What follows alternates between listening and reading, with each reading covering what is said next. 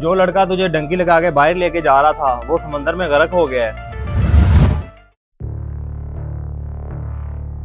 अरे शहजाद भाई, क्या बात है, वाह भाई वाह, बड़े लश फश। इतने अरसे से कहाँ गायब थे, बड़े अरसे बाद नजर आए हो। वैसे बताना तो नहीं चाहिए, लेकिन तुम्हें बता देता हूँ क्योंकि तू तो अपना भाई है। मैं पूरे 3 साल यूरोप लगा के आया हूँ और अल्हम्दुलिल्लाह बड़ा माल छापा है। तू बता, तू क्या कर रहा है आजकल? क्या इतना पैसा कमा कर आया है तू? और मुझे देख, पढ़ लिख कर मक्खियाँ मार रहा हूँ, बस यही काम है मेरा। अच्छा, यानी कि तू वेला है, कोई काम वाम नहीं करता। और भाई इतना पढ़ने लिखने का क्या फायदा है, कोई काम कर।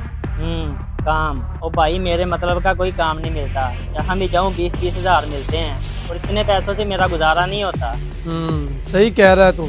20-30 हजार से तो बंदे का अच्छे तरह से गुजारा भी नहीं होता। लेकिन मेरे पास एक ऑफर है, अगर तू माने तो तू महीने का लाखों रुपया कमा सकता है। क्या लाखों रुपए एक महीने में? ओ भाई जल्दी बता, क्या ऑफर है, मुझसे रहा नहीं जा रहा। देख भाई, मैं रहता हूँ यूरोप, जहाँ जाने के लिए 40 से 50 लाख रुपए लगते हैं। अगर तू जाना चाहता है तो तू सिर्फ 15 लाख का इंतजाम कर ले, बाकी सब मैं देख लूंगा। बोल फिर, करूँ एजेंट से बात? 15 लाख? भाई मेरे पास इतने पैसे कहाँ से आएंगे? और देख भाई, ये तो मैं नहीं जानता कि 15 लाख रुपए कहाँ से आएंगे, लेकिन मैं इतना जरूर जानता हूँ, अगर तू मेरे साथ यूरोप चलता है तो महीने का लाखों रुपया कमा सकता है। आगे तेरी मर्जी है।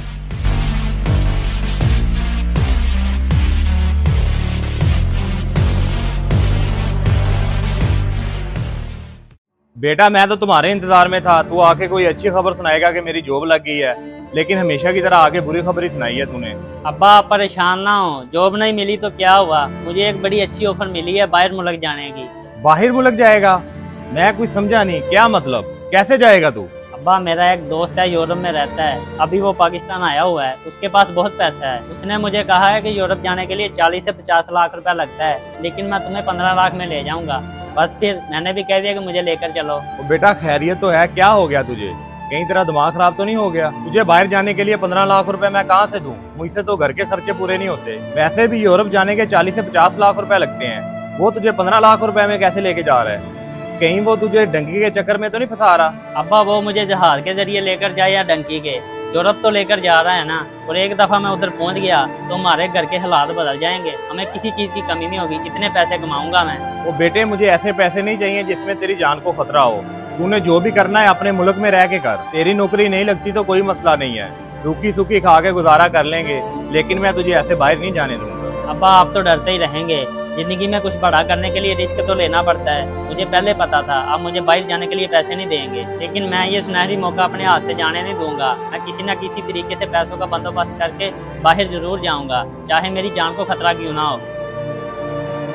ओ बेटा मेरी बात तो सुन, ये बेवकूफ है, मेरी बात नहीं समझ रहा। जो भी डंकी लगा के ऐसे बाहर जाता है वो जिंदा वापस नहीं आता। क्या 15 लाख रुपए? ओ पागल वागल तो नहीं हो गया? मेरे पास कहाँ से आया 15 लाख तुझे देने के लिए? ओ भाई 15 लाख ना सही 5 लाख ही दे दे, बाकी भी मैं कर लूंगा कहीं ना कहीं से जुगाड़। बड़ा अच्छा मौका मिल रहा है मुझे बाहर मुल्क जाने का, प्लीज दे दे। ओ भाई मेरे पास 1 रुपया भी नहीं है तुझे देने के लिए, और वैसे भी डंकी लगा के बाहर मुल्क जाना कोई अच्छी बात नहीं है। बंदा रास्ते में ही मारा जाता है, उधर तो पहुंचता ही नहीं है। ना कर अपने माँ बाप को जलील, वैसे भी तेरा बाप बहुत परेशान रहता है तेरी नौकरी को लेके। ओ भाई तू ना कर मेरे बाप की फिक्र, मैं हूं ना फिक्र करने के लिए। बड़ा आया फनकार।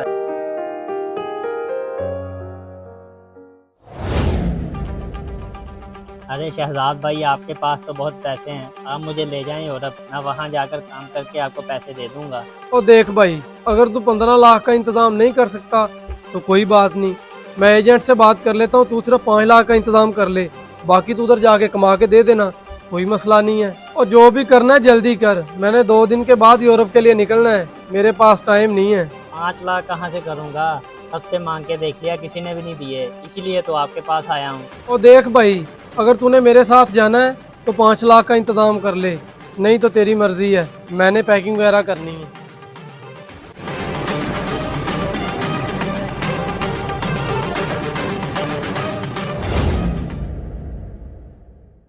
अल्लाह उसकी मगफरत फरमाए, आमीन।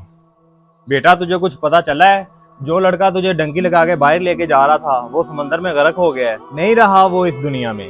इसलिए कहते हैं वालिदैन जो अपनी औलाद के लिए फैसला करते हैं वो उनके हक में बेहतर होता है। मुझे बड़ा अफसोस हो रहा है, वो भी किसी माँ के जिगर का टुकड़ा था ना। क्या शहजाद समंदर में गर्क हो गया है? वो कैसे, कब, आपको किसने बताया? बेटा मुझे अपने किसी मोहल्लेदार ने बताया है।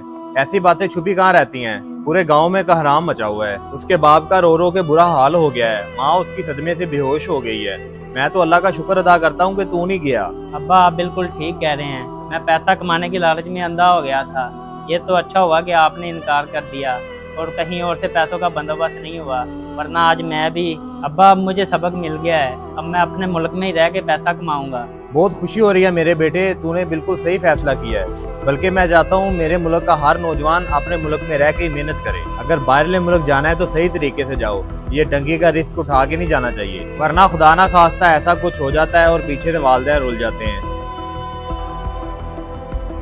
ख्वाब सिर्फ वही सच होते हैं जो जिंदगी के साथ देखे जाएं। जिंदगी के बगैर कोई मंजिल नहीं।